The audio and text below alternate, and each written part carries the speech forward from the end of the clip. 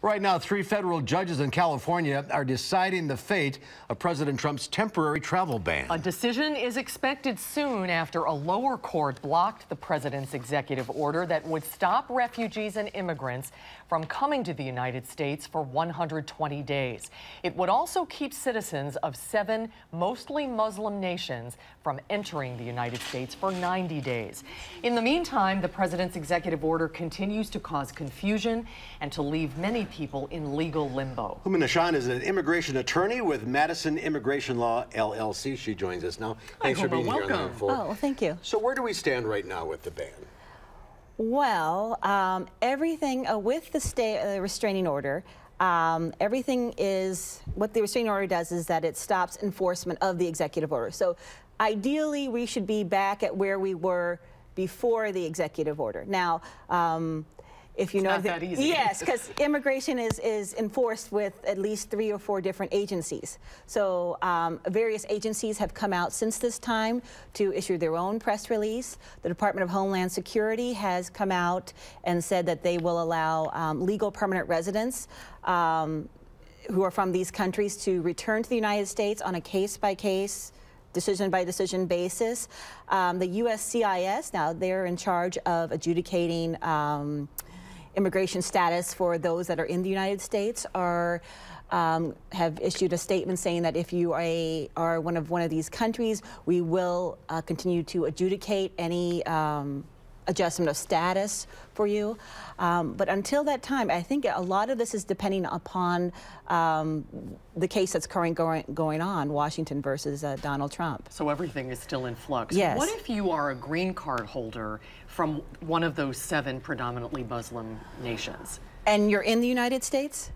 Well, I guess either way. Yeah. Want to come back or trying to get back in? If you're outside of the United States, things that have happened over the weekend are, if you're outside the United States, the Department of Homeland Security says that you can re-enter, but you will be inspected upon your return by Customs and Border Patrol, another agency that will make a decision upon whether or not you're going to be allowed entry.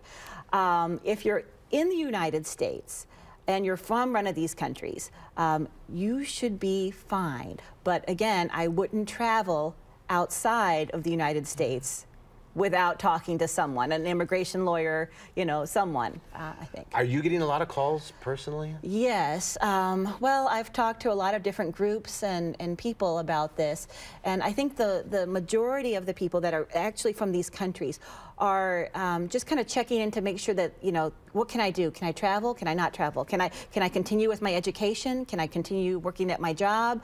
You know, if I'm a U.S. citizen and I'm applying for, you know, my husband or my spouse from one of these countries, are they going to continue, or you know?